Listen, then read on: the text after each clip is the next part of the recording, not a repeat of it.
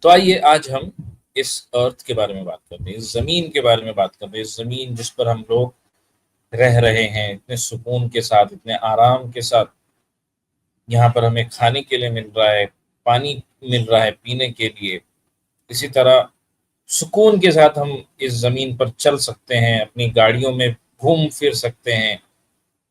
بہت ساری چیزیں ہیں جو اس زمین پر اللہ تعالیٰ نے ہمیں دی ہیں۔ سب سے پہلی بات جو آج ہم بات کر رہے ہیں کہ کیا آپ نے اس بات پر کبھی غور کیا کہ جس زمین پر ہم لوگ رہتے ہیں، یہ زمین کتنے بڑے بڑے بلڈنگ کو اپنے اوپر لی ہوئی ہے، اپنے اوپر اسے کھڑا رکھ پاتی ہے۔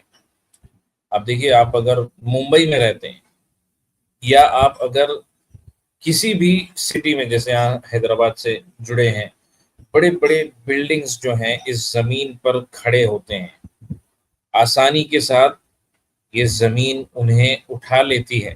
یہ زمین کتنی سٹرونگ ہے، یہ سوچنے کی بات ہے۔ ممبئی میں آپ آ کے دیکھیں گے، ممبئی میں اتنے بڑے بڑے اسکائی اسکریپرس ہیں، بہت بڑے بڑے، اور یہ زمین اپنے اوپر ان تمام بلڈنگز کو لی ہوئی ہے۔ It's holding all these buildings. اور زمین کے بارے میں ایک اور دلچسپ بات یہ بھی ہے کہ زمین میں اتنی نرمی بھی ہے کہ آپ آسانی کے ساتھ اسے کھود سکتے ہیں۔ میں روڈ وغیرہ کی بات نہیں کر رہا ہوں، جو نیچرل ارتھ ہے۔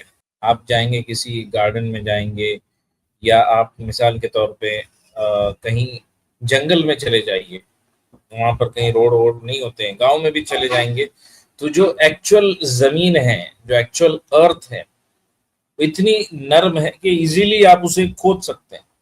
مطلب ایک طرف زمین اتنی سٹرونگ ہے کہ اپنے اوپر آپ کو بھی کھڑے رکھی ہوئی ہے، آپ خود بھی، آپ کا بھی وزن ہوگا، زمین آسانی کے ساتھ آپ کو ہولڈ کر پاتی ہے، آپ کو کھڑا رکھ پاتی ہے۔ ایسا نہیں کہ آپ دھس جاتے ہیں یا کوئی بھی عمارت کھڑی ہو جائے وہ دھس جاتی ہے زمین کے اندر، ایسا کبھی نہیں ہوتا ہے نا۔ اور ایک طرف زمین میں اتنی نرمی بھی ہے کہ ایزیلی آپ اس کو کھود سکتے ہیں۔ زمین کے نیچے آپ چیزوں کو چھپا بھی سکتے ہیں۔